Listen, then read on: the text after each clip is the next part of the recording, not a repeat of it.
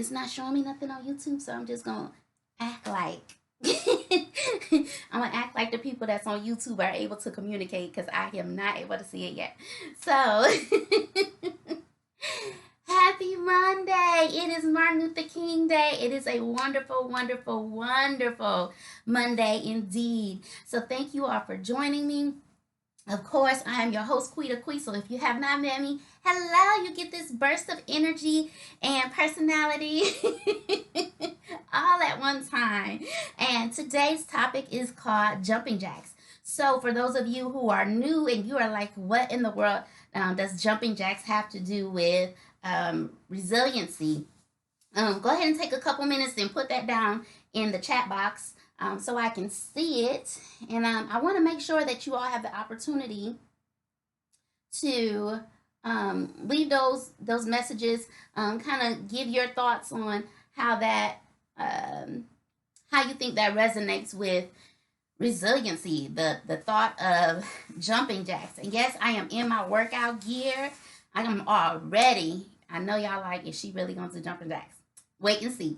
So for those of you who are here for the first time, what I do is every other week on a Monday, I take a different topic and I do different twists to it on how we can intertwine the common words into resiliency. All right. Okay. Jumping jacks are difficult. And I know y'all like, no, it's not. When you got some extra weight on you, jumping jacks are difficult. So, those of you who have been with me, I want to say thank you, thank you, thank you. We have made our 1 year mark. So thank you all for hanging out with me for the last year. So thank you again. And I do want to say that it has been a roller coaster. We have tried to make sure that I was consistent. And on times that I was not, I make sure and let you all know ahead of time. So thank you again for coming on to get your bi-weekly fill up to figure out how resiliency does play a part in your everyday life. So with that being said, Ebony did say that jumping jacks are hard, but you need resilience to keep going. Absolutely. And thank you again, Monica, for the congratulations on making it to 1 year. It does take a lot. And I know you're like, you do it every 2 weeks, but with everything else going on with life and situations, it takes a lot out of me to be able to do this. So I thank you all for joining and for taking the time out to really hang in there with me. So once again, I had 2 people that took time to say, yeah, jumping jacks are hard, yet it is still worth it. Okay. Thank you, Sean. I do see you on the live on on YouTube as well. So thank you so much. So how many people remember doing jumping jacks in elementary school? I should see everybody's hand up in the chat. Everybody should be saying that you remember doing jumping jacks in elementary school. And the reason I say that is because, right, when we had to do those jumping jacks, how many of y'all was really like doing it the way you're supposed to? Or how many of y'all was like in the back with your friends like, girl, I can't wait till we get out of the gym. Or you back behind looking at the girls jumping around and you like, you see that? Because y'all boys be, So, everybody should remember doing jumping jacks, right? Or some form of what would be considered jumping jacks. So, with that, and how the topic came about, y'all know I get random, like, spurts of topics in my head. I'm like, oh, okay, all right. And I just go with it. Sometimes I know where I'm going, and sometimes it's like at the last second that I'm like, okay, where am I supposed to go with this? So, most of the time we were just jumping about, just trying to act like we were moving to keep ourselves from getting yelled at from the gym teacher, right? So, you were raising your arms, you moving your legs, you kicking about, and most of the time that was just right. You didn't think that it meant anything. You were trying to figure out in your head, what does that have to do with staying fit, right? What does that have to do with gym class? That seems so ridiculous, so retarded.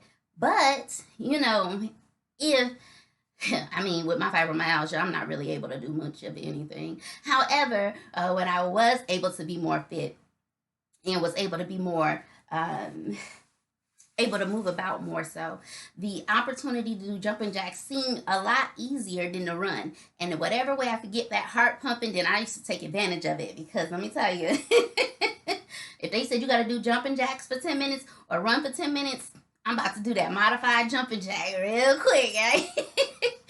But usually when you're just up moving your arms, you're jumping about, you're getting out of breath, your legs are moving, your hands are moving. Sometimes it's one way or the other. It's some type of modification of it.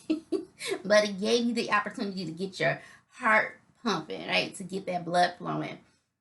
And usually, whenever we were doing jumping jacks, it was to do what? It was just to say, okay, they more so use jumping jacks as a warm up. But to someone else, the jumping jack was actually a workout. So it just depends on what level you are at in your life, right? If you go to the nursing homes, jumping jacks are sitting in a chair, moving their arms, right? And that's still a workout. So it just depends on what level you are, where jumping jacks does play a part into um your workout experience, right? But for the sake of the actual exercise, it works on our hearts, our lungs, our butt, our gut, hips. You got hip flexors, right?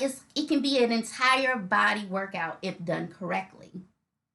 When you are done doing modifications, either it is going to add to the experience, or it's going to modify it to a lesser experience, right?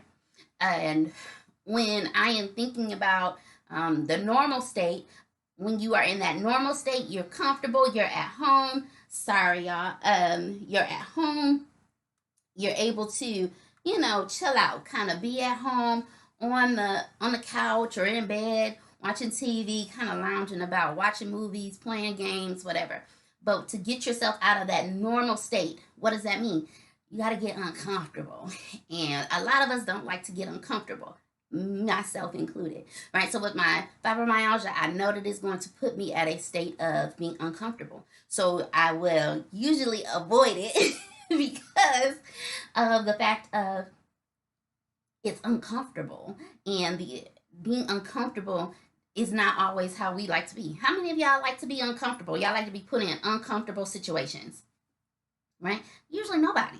So it getting you out of your comfort zone is usually where you grow, right?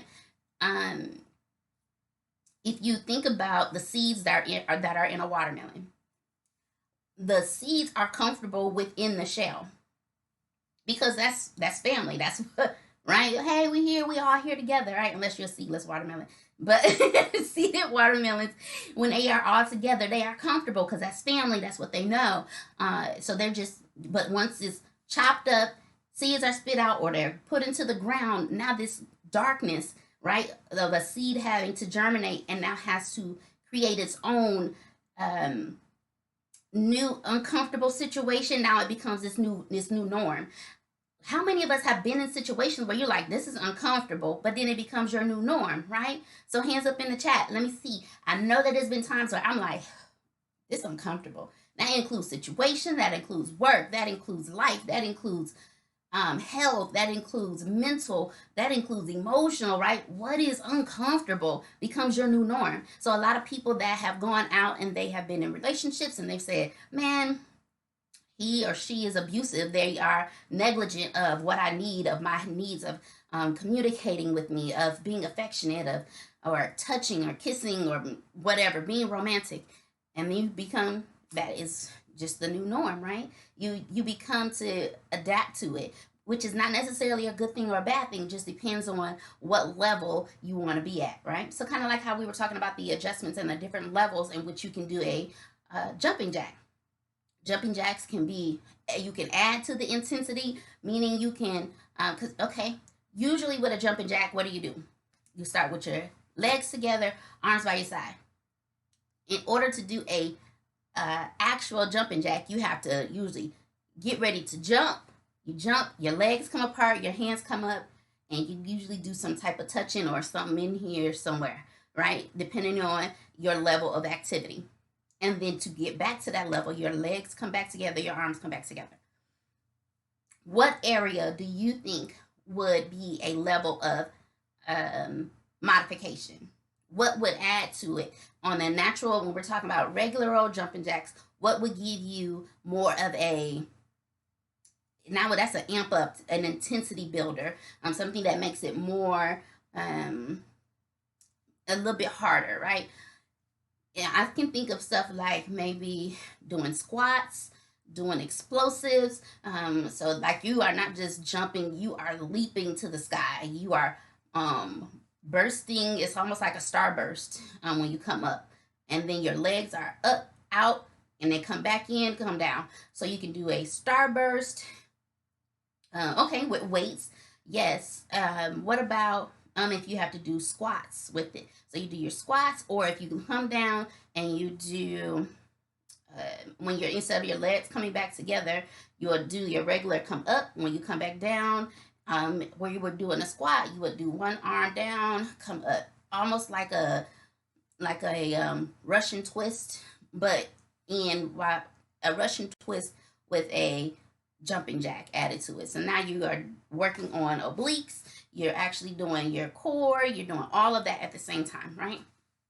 So there are different intensities depending on your level of understanding, right? So I am giving you some understanding of the actual jumping jack, so that way you can understand where I'm going to take you to. So stick with me, okay? So when we're talking about intensifying it, making it more uncomfortable.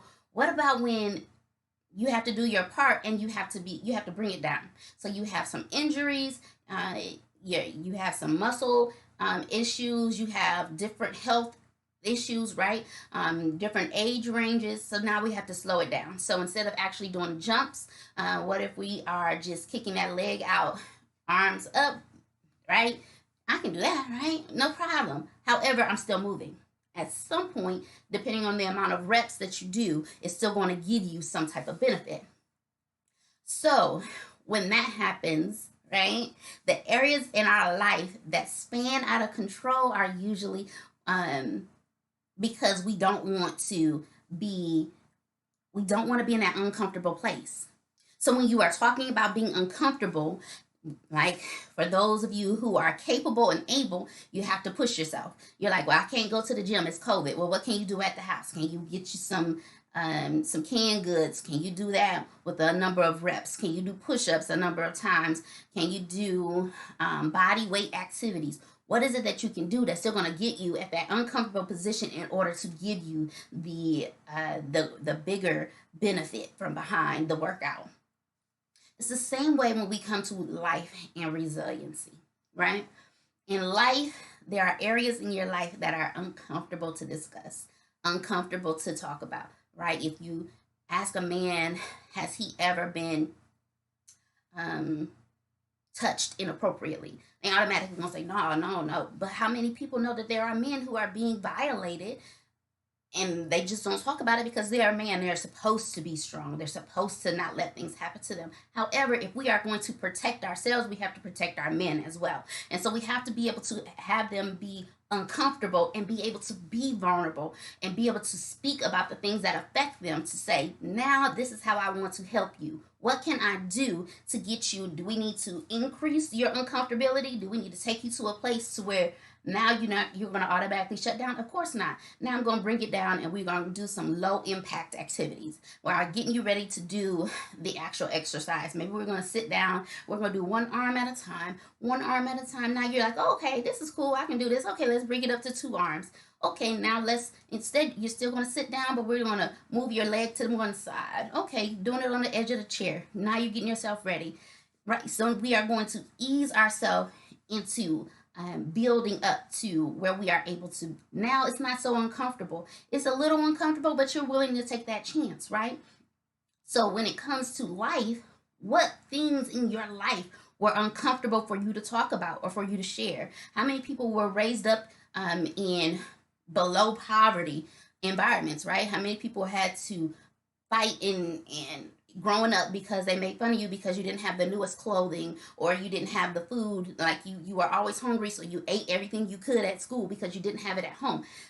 And now look at you. So you had to go through some uncomfortable situations in order for you to teach your future you or your future family what it means to be appreciative when there's dinner on the table, when you can eat together, when you know, when you can be you and say, but this is all a part of me, right? And when I am doing the jumping jack and they are laughing because I'm doing it on one leg, on one side, but they like, but she's still moving, right? What's comfortable for me may be uncomfortable for you. So then, in order to get us there, I have to figure out how to maneuver to get you at that place. If I was a instructor on working out, I should not try and put you at the same level for all of my customers across the board. Of course not. I would take the time to figure out what works for you and how to get you there. And it is definitely a place and a time to do everything. Right? So in order to get explosive surprises, sometimes we have to get out of that comfort zone and in order to get explosive blessings that are around the corner for us, right? And how do you start to gain your strength and agility comes by getting out of that comfortable stage, getting out of that place to where now we can, okay, maybe I am ready to do a light jog. Maybe I am ready to actually go and do a 3 mile walk or whatever that might be for you. But in order to get there, you have to start somewhere. And that's where the jumping jacks come in. For a lot of people, they have families that have alcoholics, drug addicts, that have people that steal, they have people that have multiple kids that don't take care of their kids, whatever the situation is, right? However, what has made you a stronger person, a bigger person, more agile to move about when situations come because you like, I seen that, I've been through that, and yet I've been through worse, so I know I can get through this. Your strength and your agility comes from being able to start at the lower level, the low impact things, get you out of that uncomfortable stage, and now say, this is uncomfortable, but I'm willing to take that chance and the opportunity to grow, right? So with jumping jacks, and we start at that low impact, it's just like we need to warm up, we need to loosen up.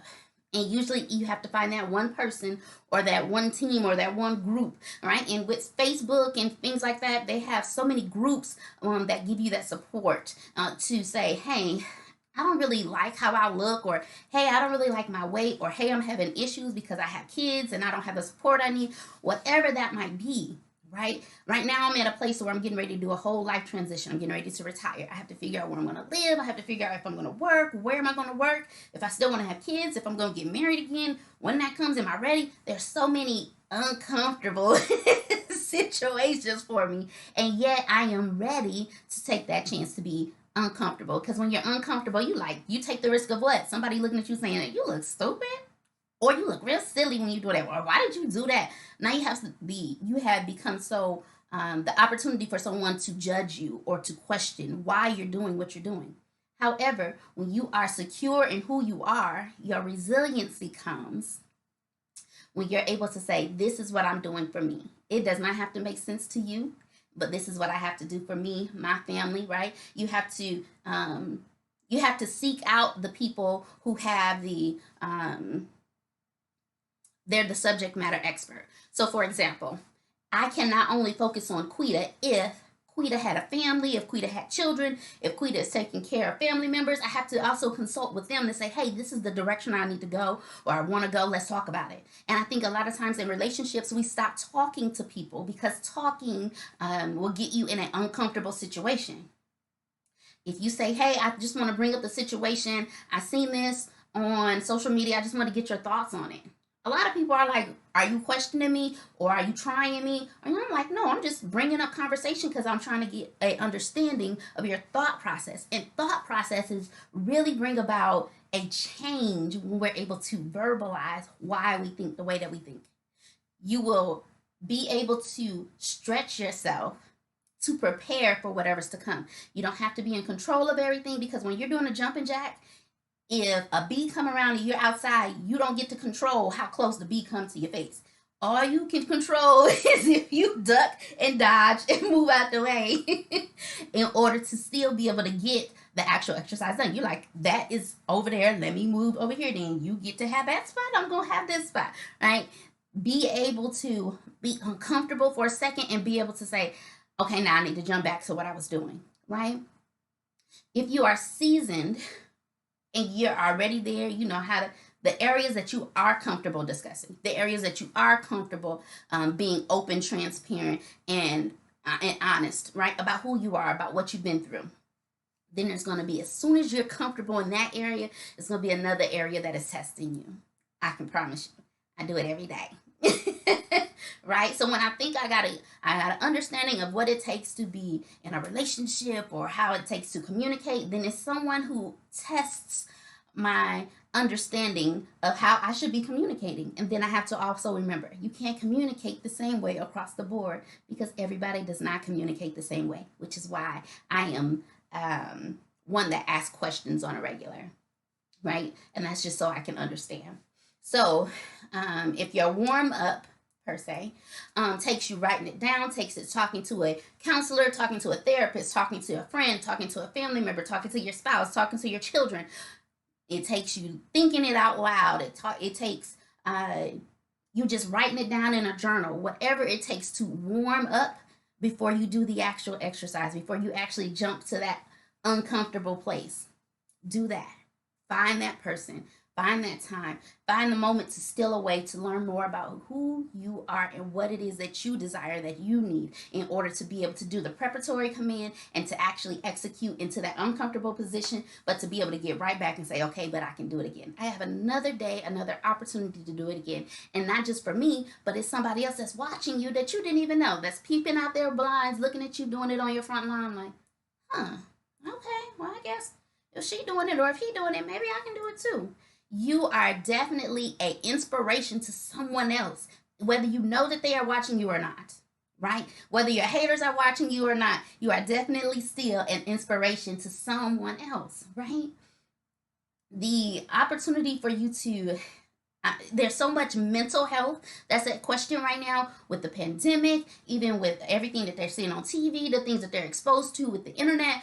20, 30 years ago was not the same as it is today. So when you're thinking about the people that have mental things going on that they don't understand and they don't feel like they have anyone to reach out to, find someone that you trust or someone that you're like, let me just see, right?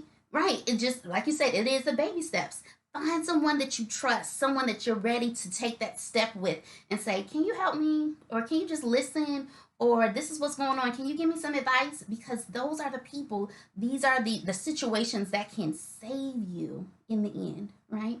Um, that's going to save you from shocking yourself, from injuring yourself, or putting yourself at a place that now you don't want to try it again. And that's what we want to avoid, is not trying it again, not trying to do those things that are uncomfortable for us. Because when we take the opportunity and do the things that are uncomfortable, where does it get you? At a bigger, stronger, more agile place, more resilient place, right?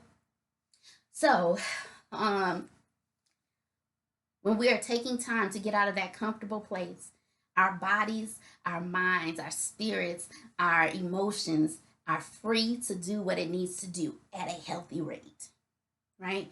If it's too much, what do? You back off of it. When you're like, oh, that's not hard enough, now you push yourself just a little bit more. Try just a little bit harder, right? And I have to be transparent when I'm thinking about childhood things, when I'm thinking about things that I've been through as an adult, when I think about, gosh, Quita, do you really think that what you've done along the years has put you at a place where now you're not married, why you don't have children? All of the questions, the what ifs that sometimes the enemy likes to play with your head. Then I have to say, let me talk to somebody else and ask them if I'm going crazy or if I'm still on the right path. You're doing the right things, and just wait, just wait. And for me, I am a control freak. I like to control everything I can control with as much as I can control it. However, in order for me to get to that place, I have to know when I'm doing the jumping jack, whether I look, my form is perfect or not, I'm still going to keep going. Right? And I need the person who is a subject matter expert to say, hey, when you come up, maybe make sure that your arms are parallel to the ground when they come down instead of in front, to change your form. Or when you come down, don't come down on one foot on the side to avoid twisting your ankle or whatever, right? You need that person who is a subject matter expert to instruct you sometimes. So it takes reaching out to people if you don't know it yourself, or reaching out to God and waiting for Him to give you the answer, right? That stillness, that quietness, that, okay, this is where I need to be, or okay, that's where I'm going, right? Is what we need to really focus on. So, with that being said, I really want you all to take the time out to appreciate who you are and where you are in life. You could be so many other places, yet you took the time out to come and sit with me for 30 minutes, 35 minutes or so, and to see what jumping jacks had to do with who we are. We got to jump up, and when you can't jump, just move just a little bit, right? You still have to take the opportunity to get out of the uncomfortable situation in order to gain stronger abs, a stronger back, nicer shoulders, whatever that might be. Whatever the body part that you're working is a situation that's attached to it in your life. Does that make sense, y'all? So, with that being said, that is my time. I have gone over just a little bit, but I did start a couple minutes late because I finally got YouTube Live open, up and running, y'all. So it took a little working, but I think I got it. So if you missed today's show and you're not able to catch it, then of course please find me on YouTube on Real Resilient Conversations, on Real Resilient Conversations on IG. Real Resilient Conversations with Quita Quee on Facebook. It has truly, truly, truly been my pleasure to join in with y'all. So make sure that you come back in 2 weeks, same time, same place. And our topic then is gonna be what? Drum roll. Out of breath. Oh, especially during a pandemic, out of breath. Oh, that's gonna be good, y'all. So make sure that you don't miss it. Please, please, please make sure that you join me in 2 weeks, same time, same place. So in honor of the Honorable Dr. Martin Luther King, I want to leave you with a quote. And it simply says that injustice anywhere is a injustice everywhere. So make sure that you are there for each other, making sure each of you have the justice that is deserved, that each of you are being treated with kindness, love, and respect. And until then, please know that love, peace, joy, and happiness is yours to receive. I am giving it willingly and openly. I cannot wait to see y'all again. Love y'all. See you later. I got 3 different things to shut down on, so y'all just hang tight. All right.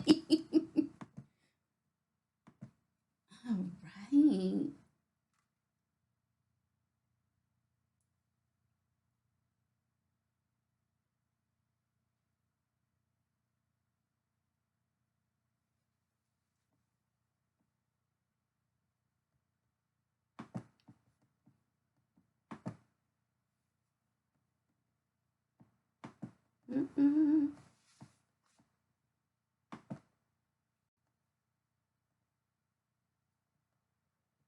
Mm-hmm.